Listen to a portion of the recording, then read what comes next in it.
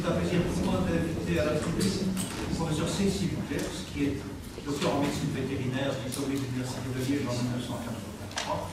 Elle vient d'emblée rejoint le service de médecine interne des animaux de compagnie, qui est un universitaire, des séminaires, dont qu'elle dirige maintenant.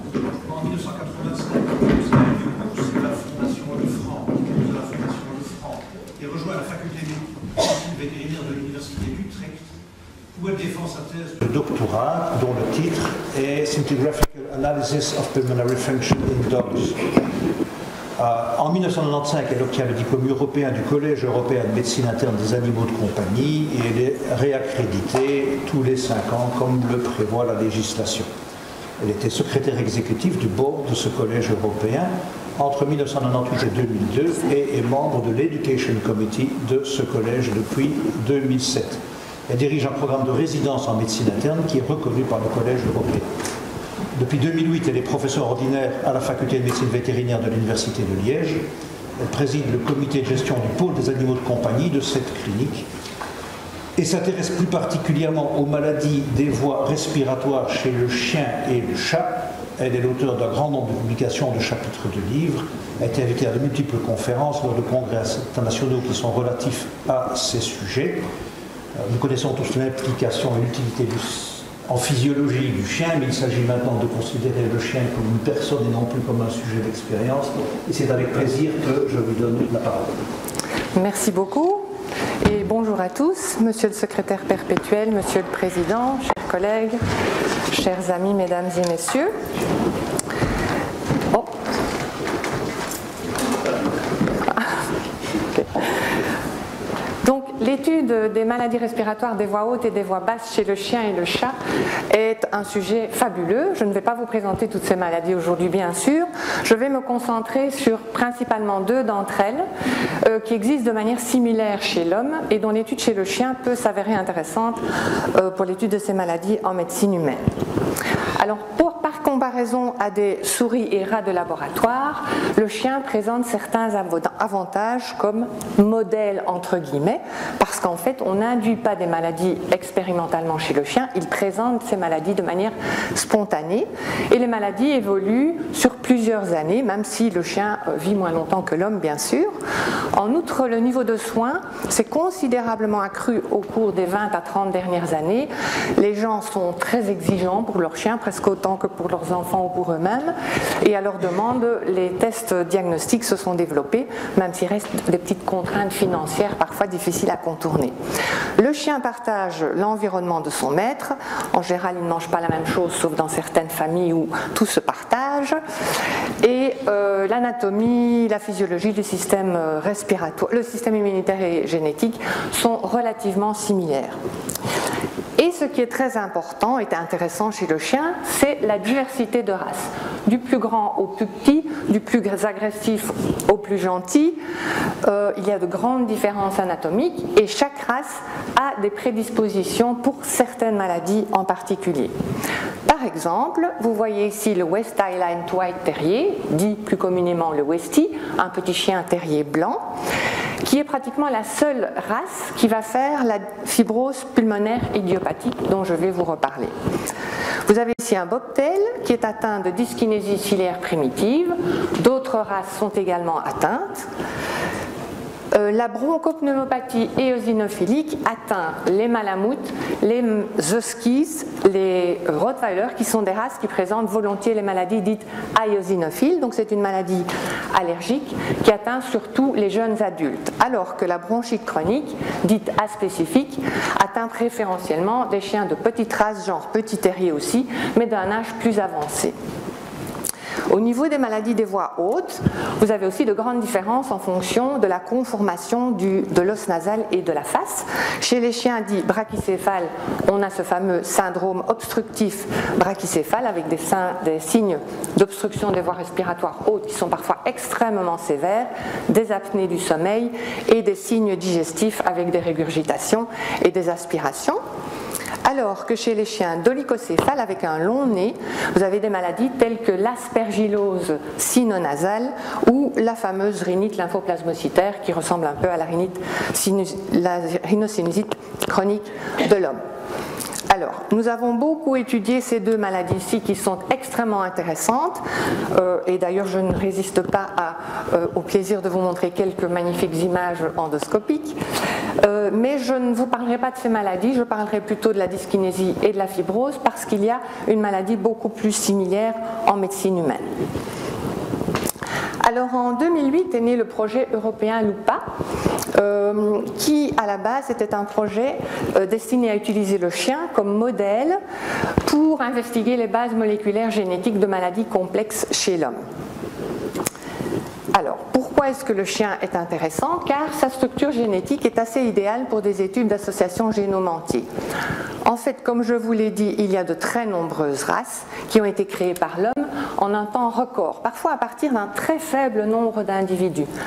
Et certains champions ont donc été utilisés à outrance, disséminant leur sperme pour les mâles en Europe et aux États-Unis, ce qui a permis la dissémination des mutations et l'apparition de maladies génétiques. Donc on a relevé à peu près 400 maladies génétiques chez le chien qui pourraient être considérées comme des modèles potentiels de maladies chez l'homme. Donc chaque race est en fait un isolat génétique, c'est-à-dire qu'elle présente des individus de phénotypes et de génotypes très très homogènes. Et ça c'est très intéressant car pour des études d'association génome entier, un nombre réduit de marqueurs et un nombre réduit d'individus est nécessaire pour découvrir les bases génétiques d'une maladie en particulier. Alors la première maladie que nous avons investiguée dans ce cadre, que le projet LUPA a décidé d'investiguer, c'est la dyskinésie primaire et à l'époque nous avions quelques cas identifiés chez le bobtail.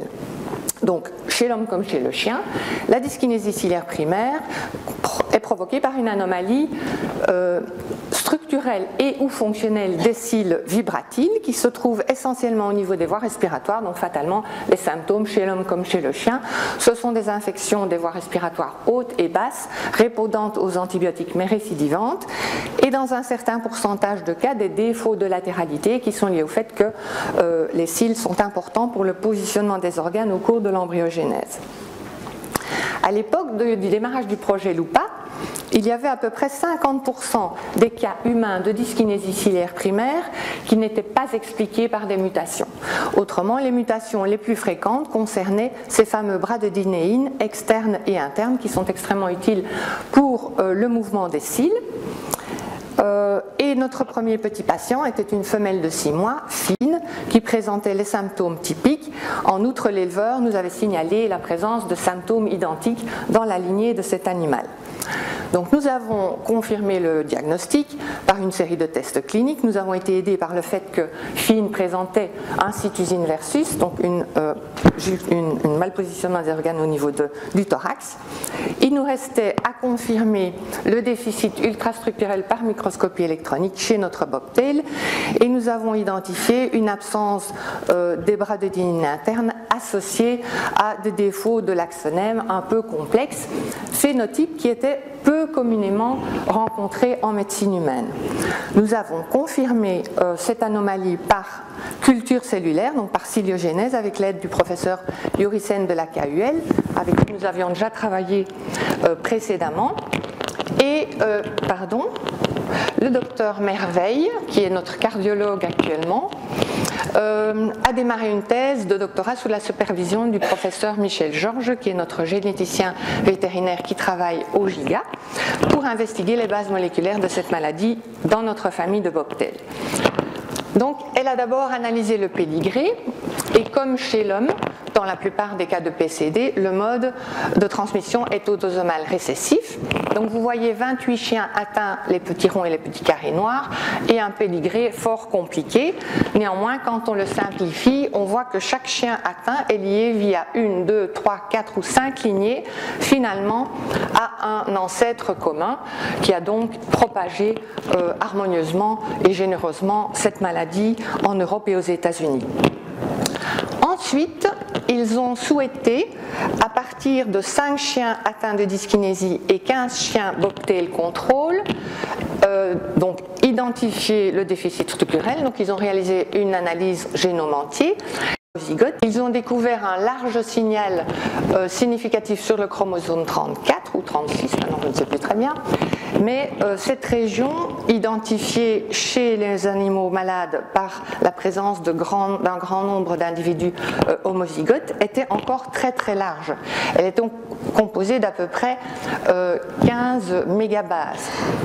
En interrogeant des bases de données sur les cils, ces 150 gènes ont été réduits à 9, qui donc ont été ensuite séquencés. Et sur le gène CCDC39, ils ont trouvé un codon stop, une mutation non-sens, dont le pattern de ségrégation était compatible au sein du pédigré des bobtails. Ils ont ensuite eu accès à une cohorte de patients humains qui présentaient le même déficit ultrastructurel et pu retrouver la mutation CDC39 dans cette cohorte de patients.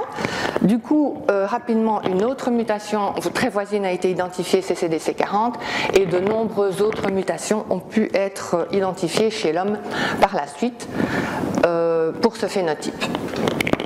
Ensuite, ils ont cherché à prouver que cette mutation était bien causale et à l'origine du déficit de la fonction ciliaire. Donc d'abord chez le chien, ils ont choisi 80 chiens de différentes races et ils n'ont pas retrouvé le variant. Ensuite, par différentes techniques, ils ont essayé d'investiguer l'expression de la protéine et d'essayer de localiser la protéine en comparant les individus atteints et sains, plus exactement des cellules épithéliales de chiens et d'hommes atteints versus de chiens et d'hommes non atteints. Et cette protéine n'est présente que chez des individus sains et pas chez des individus atteints. Ensuite, ils ont supprimé l'expression de CDC39 en injectant des morpholinos dans des embryons de zébrafiches et induit des défauts de latéralité qui disparaissaient si l'embryon de zébrafiche était co-injecté avec l'allèle sauvage. Ensuite, c'est ici qu'on va voir si les petits cils fonctionnent, ils ont utilisé une technique de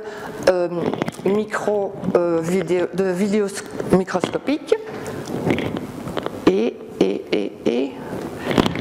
ici, effectivement, rien ne bouge, c'est un animal ou un chien, un homme qui avait un défaut total des voies des bradydinéines.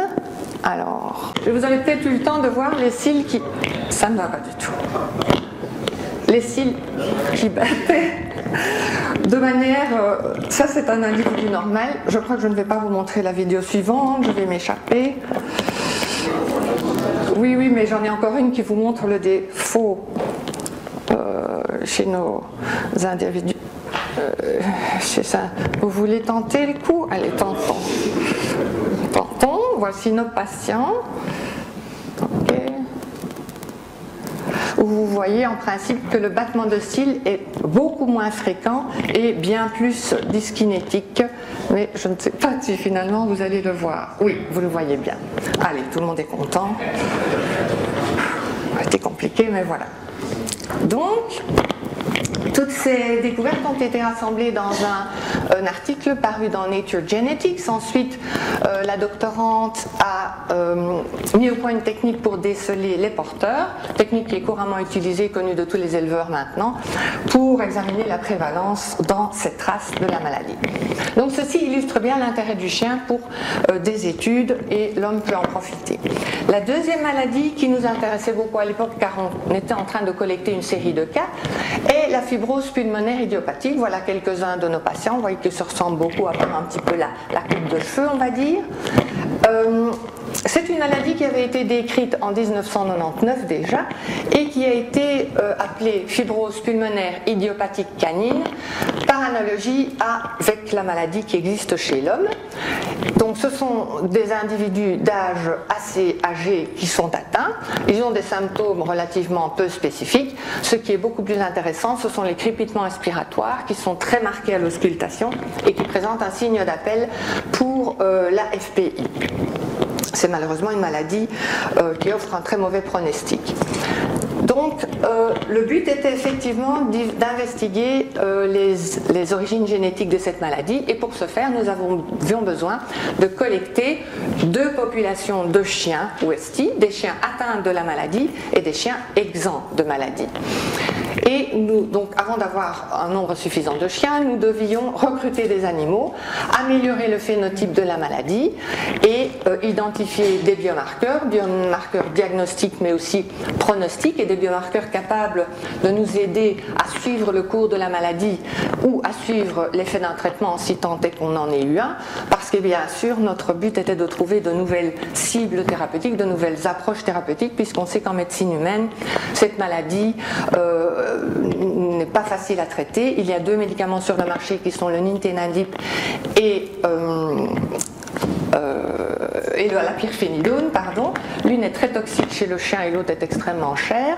Et il y a à peu près 400 clinical trials en cours pour le moment en médecine humaine pour faire des essais thérapeutiques sur cette maladie. Donc on aurait bien aimé aussi identifier une nouvelle piste. Voilà, donc on s'est mis au travail, on a recruté des chiens, on a contacté des éleveurs, des propriétaires, on a visité des dog shows, on a contacté d'autres vétérinaires en Europe pour essayer de recruter un maximum de chiens. On a donc indiqué tout cela sur un site web, et au niveau de l'Université de Liège, nous invitons les propriétaires de Westy dès l'âge de 8 ans à venir passer des tests de détection gratuitement et des tests de diagnostic et de suivi tous les 6 mois gratuitement aussi. Alors qu'est-ce qu'on propose? On fait un examen clinique, un bilan sanguin standard, des radiographies thoraciques qui ne nous aident pas beaucoup. Ensuite, on essaye de faire des tests de fonction pulmonaire, mais chez le chien, vous vous rendez bien compte qu'on ne peut pas exiger de l'animal une manœuvre consciente, il ne fera pas, et donc on en est réduit à des tests à la marche de 6 minutes, au gaz sanguin artériel et à la piétismographie barométrique corporelle totale. Et là, le chien est dans une cage, mais cette technique est plus couramment utilisée chez le chat que chez le chien. Et donc même si ces petits Westy marchent encore à peu près 400 mètres en 6 minutes, eh bien ils ont une PaO2 qui est très très très basse comparée à des Westy du même âge contrôle, expliquant donc une hypoxémie très très sévère. L'étape suivante est de réaliser une échocardiographie pour dépister une hypertension pulmonaire. Chez le chien, nous ne réalisons malheureusement pas de cathétérisme du cœur droit. C'est considéré comme trop invasif, du moins par les propriétaires. Et donc, nos cardiologues ont identifié de ce fait un nouveau paramètre utile pour indiquer l'hypertension artérielle, malgré l'absence de flux tricuspide dans certains cas. Il s'agit du rapport entre le diamètre de la veine et le diamètre de l'artère, que vous voyez ici sur une écho en M-mode. Il est de 1 chez les individus sains, il est très fortement réduit chez les animaux atteints de fibrose pulmonaire. Il est bien corrélé avec les autres paramètres classiques d'hypertension artérielle et aussi avec la distance marchée. Alors, si l'animal est très hypertendu, on le traite. En général, les cardiologues utilisent le sildenafil et on le revoit pour voir si à ce moment-là il est moins hypertendu. Sinon, on continue et on essaye de faire l'examen tomodensitométrique, qui est l'examen de choix qui révèle les lésions spécifiques de la fibrose. Impossible de faire ça sans sédation chez le chien, donc on doit soit le sédater, soit l'anesthésier. S'il dort, on en profite pour faire un examen bronchoscopique avec examen du liquide de lavage broncho-alvéolaire pour exclure les autres maladies, bronchite chronique, surinfection, et surtout pour garder un petit peu de liquide afin de faire des mesures de biomarqueurs par la suite. Alors, assez récemment, nous avons analysé des examens tomodensitométriques de chiens Westy atteints de fibrose pulmonaire en comparaison de chiens sains matchés pour l'âge et décrit les lésions selon la nomenclature utilisée maintenant en médecine humaine, qui est la nomenclature de Fletcher, avec l'aide du professeur Verskakelen de la KUL, qui est spécialisé dans l'imagerie des maladies interstitielles pulmonaires. Et donc, en effet, les lésions les plus communes sont des lésions en verre dépoli, qui sont très sévères et très extensives. Il y a également des lésions d'hypoatténuation, ici comme des patterns en mosaïque. Et il y a quelques lésions dites de type linéaire, dont des bandes parenchymateuses. Mais la grande différence avec la médecine humaine, c'est qu'on n'observe pratiquement jamais ces lésions considérées comme typiques chez l'homme, qui sont les lésions en nid d'abeille ou honeycombing, même si même chez l'homme, elles ne sont pas quand même toujours présentes dans tous les cas. Donc ce qu'on ne sait pas très bien, c'est si la maladie est moins sévère chez l'homme chez le chien que chez l'homme, ou si c'est une maladie quand même un petit peu différente en fait. Alors, un autre examen est bien sûr l'examen histopathologique des tissus pulmonaires.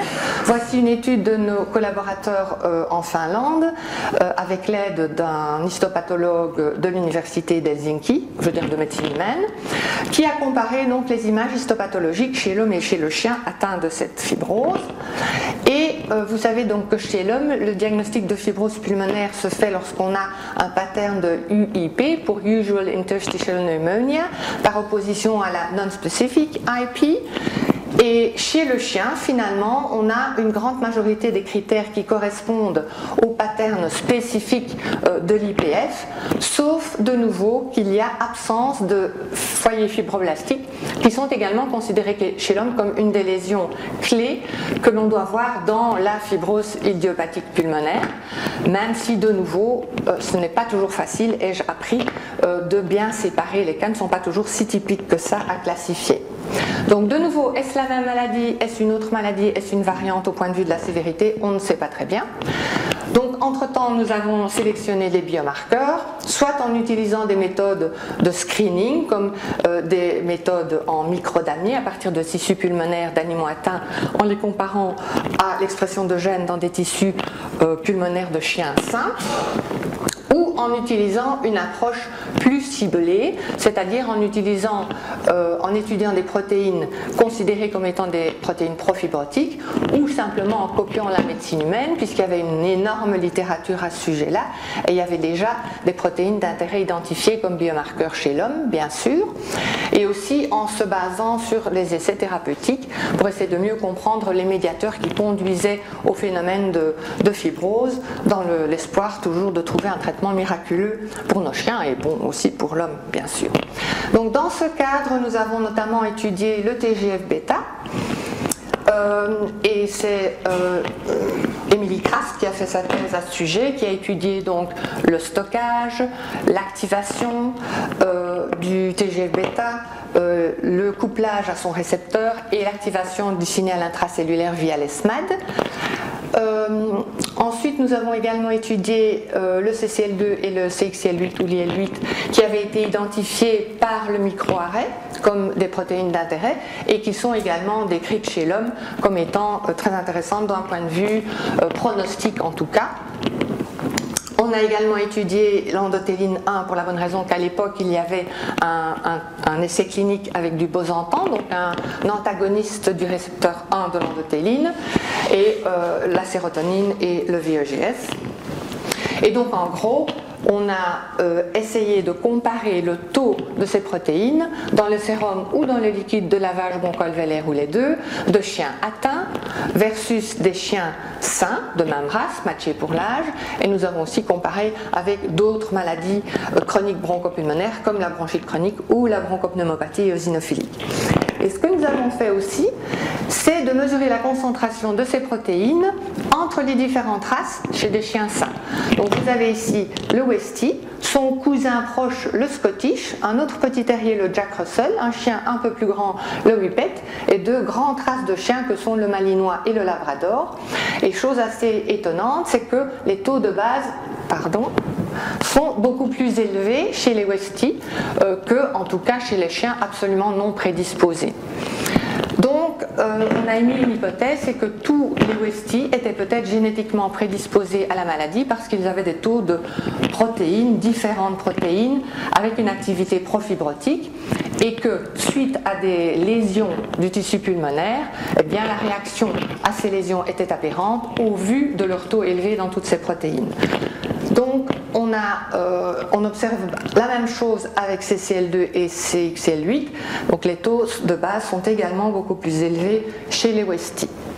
Alors on a ensuite cherché quelles pourraient être les insultes éventuellement qui induisent les lésions au niveau du tissu pulmonaire, et on a recherché avec la complicité de Laurent Gillet de notre faculté et du professeur Ehlers de l'Institut Koch en Suisse le rôle potentiel du virus herpès. On sait que chez l'homme, le virus Epstein-Barr a été retrouvé dans du tissu pulmonaire de patients humains atteints de fibrose pulmonaire, et chez le cheval on a également une maladie fibrosante du poumon dans lequel on a retrouvé un gamma herpès 5 équin.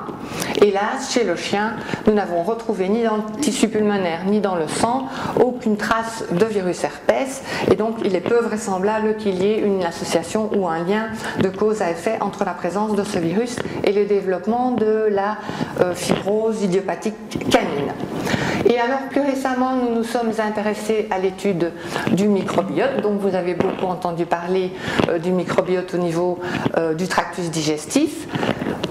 On étudie le microbiote un petit peu partout. Au niveau du poumon, il a été étudié beaucoup plus tardivement, enfin plus tardivement, 1 an plus tard, et il existe bien sûr une flore résidente au niveau du poumon. Alors chez l'homme, je veux dire en médecine humaine, le microbiote a été étudié chez des humains atteints de fibrose pulmonaire, et on a vu qu'il y avait une charge bactérienne beaucoup plus élevée chez les individus atteints, et la charge en fait corrélait avec le déclin de fonction pulmonaire qui était présent chez ces patients atteints et avec leur survie. Et on a montré aussi que certaines bactéries étaient plus élevées chez les patients atteints que par comparaison à des patients sains. Donc nous avons décidé, avec la complicité du professeur Daube de notre faculté et de Bernard Tamigno, d'investiguer le microbiote des voies respiratoires chez le chien, notamment dans la fibrose pulmonaire. Et donc nous avons collecté du liquide de lavage broncho-alvéolaire chez des beagles de notre chenil expérimental, des jeunes et des plus vieux, et nos deux populations de Westie, les sains et les animaux atteints, matchés pour l'âge.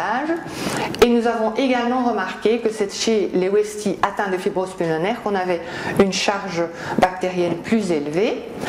Par ailleurs, on voit que les protéobactéries sont les bactéries, le phylum le plus représenté dans les 4 groupes de chiens, mais nous avons aussi été étonnés de constater au niveau des familles qu'il y avait plus de différences entre les Westie, qu'ils soient malades ou sains, et les beagles, que entre les Westie contrôle et les Westie malades.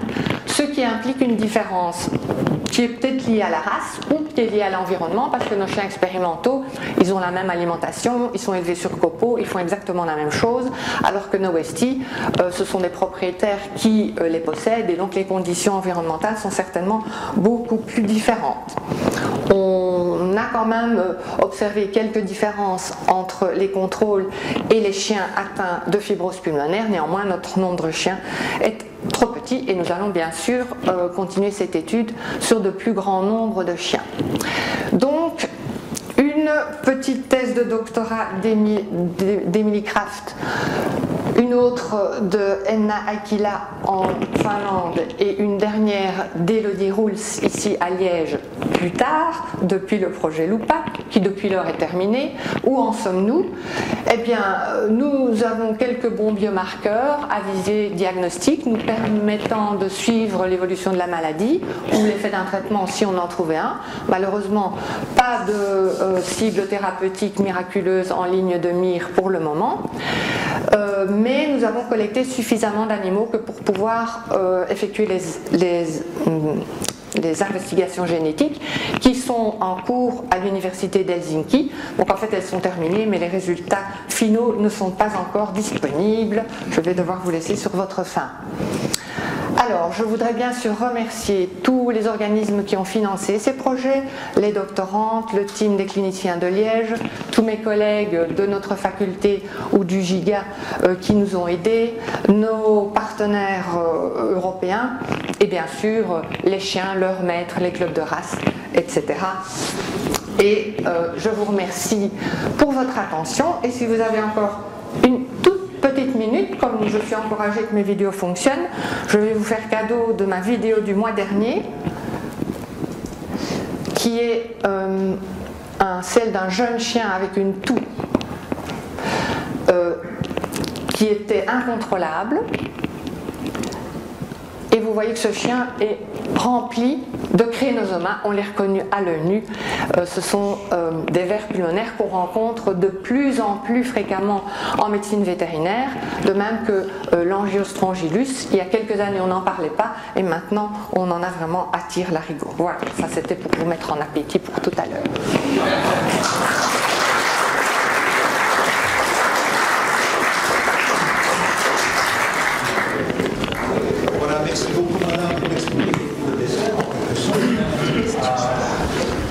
c'est avec plaisir que je donne la parole à l'audience. Oui, monsieur.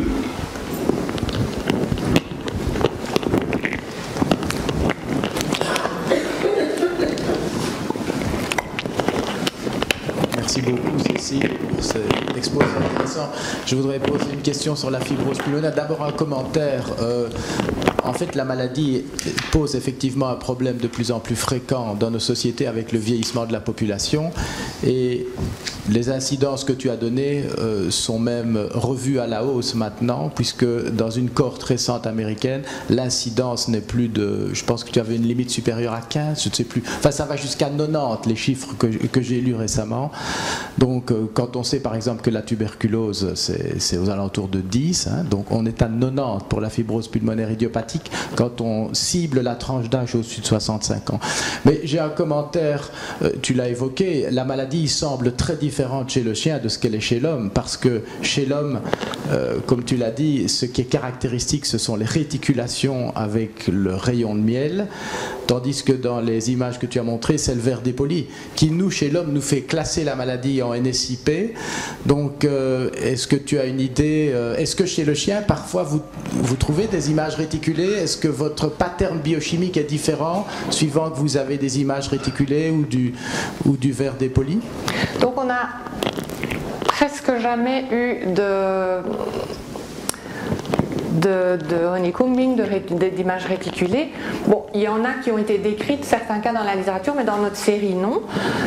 Maintenant, il est possible que les chiens, ils sont déjà vieux quand ils attrapent la maladie, mais donc peut-être qu'ils meurent avant. Mais c'est clair qu'il y a une grande différence entre les deux. Et c'est peut-être bien une autre maladie. Ce qu'il y a, c'est que, apparemment, en médecine humaine, parfois il y a le diagnostic d'IPF qui est posé, même si cette image-là n'est pas extrêmement flagrante. Je veux dire, il y a des cas qui sont quand même assez difficiles à classer, non ? Me semble-t-il. Donc, mais c'est vrai que si ça tombe, c'est une variante de cette maladie. Donc il est aussi possible que finalement ce soit davantage une maladie d'hypersensibilité, donc on est en train de tester cette hypothèse-là aussi, mais quand on revoit ensemble les images tomodensitométriques et l'histopathologie, c'est très difficile de vraiment la classer, donc ça ne correspond pas vraiment à quelque chose. Donc c'est vrai que c'est peut-être pas l'IPF, que c'est proche de l'IPF, mais ce n'est pas non plus une NSIP par exemple. Donc, et la survie des chiens, oui. La médiane était de 2,7 dans une étude. Maintenant, c'est un peu différent dans la mesure où si le chien commence à ne plus aller, dès qu'il est âgé, les gens décident éventuellement de l'euthanasier un peu plus vite puisqu'ils savent que ça ne va de toute façon pas aller. Donc sur la durée de vie du chien, c'est plus long comparativement, mais c'est aussi de l'ordre de 3 ans, 3-4 ans, 2 ans. Merci. D'autres questions? Oui, M. Gazelier. Merci beaucoup pour votre exposé. En pédiatrie, la dyskinésie ciliaire primitive commence assez souvent chez les très petits enfants par des otites particulièrement importantes, purulentes, chroniques et difficiles à gérer. Est-ce que vous observez ça aussi chez vos animaux? Très peu. En fait, chez le chien, de manière quasiment systématique, c'est le snot-neuse dès la naissance, là pour parler comme à Bruxelles. Et pas spécialement d'otite. Il y a quelques personnes qui ont décrit éventuellement des lésions d'hydrocéphalie, mais personne ne sait si c'était vraiment lié à la dyskinésie ciliaire ou à une autre maladie. Mais c'est vrai que les chiens ont énormément d'otite, surtout les chiens avec les oreilles tombantes. Mais dans les séries de cas qu'on a eues, on n'a pas eu du tout l'impression d'avoir des otites purulentes. On avait vraiment surtout des symptômes respiratoires et éventuellement des anomalies du sperme, des spermatozoïdes, la mobilité des spermatozoïdes. D'accord, merci. Oui, je vous en prie. Dans la maladie ciliaire, comment est le mucus dans lequel les cils doivent se mouvoir? Est-ce qu'il est normal ou est-ce qu'il est anormal? Mais en fait, on ne pense pas qu'il y ait des anomalies primaires du cil, du mucus, pardon, mais clairement dans toutes les maladies chroniques, ce qui se passe, enfin en tout cas chez le chien, c'est que le mucus devient épais parce qu'il y a une inflammation chronique, donc le mucus devient plus épais et on n'a plus ce beau mucus bien fluide qui est censé aider les cils à travailler convenablement, à faire un ascenseur mucociliaire correct. Donc le mucus est plus épais, mais vraisemblablement à cause de l'inflammation ou de la surinfection chronique, et pas parce qu'il y a une déficience en protéines, en mucine par exemple, ou quelque chose comme ça. Du moins, je ne pense pas. Ça ressemble un petit peu à la mucoviscidose, en fin de compte, où le mucus est en cause. Enfin, c'est l'inverse, disons. Oui, à ma connaissance, cette maladie-là n'existe pas chez le chien maintenant. Ah non. Merci. Oui. Oui. Alors, je vous remercie pour cet exposé parce que j'aime beaucoup les chiens. Mais dans le cas de la maladie ciliaire, si je vous ai bien compris, il y a un facteur protéique qui existe chez les chiens bien portants et qui n'existe pas chez les chiens malades. Ouais. Est-ce que ça implique, au point de vue thérapeutique, et que ça implique certaines conséquences? Clairement, l'espoir peut-être de découvrir ce type de mutation est de faire des manipulations génétiques permettant la récupération de la fonction ciliaire. Donc je sais qu'à l'époque, le projet Lupa avait parlé de cela, d'employer encore le chien peut-être pour faire des manipulations génétiques avant de les réaliser sur quelqu'un d'autre, mais il n'y a pas eu de suite ensuite, mais je sais que l'idée avait été évoquée en tout cas. Qu'il pourrait être biochimique, il n'y a pas un facteur qu'on pourrait... Qui manque, enfin. Ah non, ça je ne pense pas. Il faudrait vraiment faire une manipulation génétique pour modifier la mutation, quoi. Ah, d'accord. Pardon. Plus d'autres questions? Je vous remercie pour cette exposition.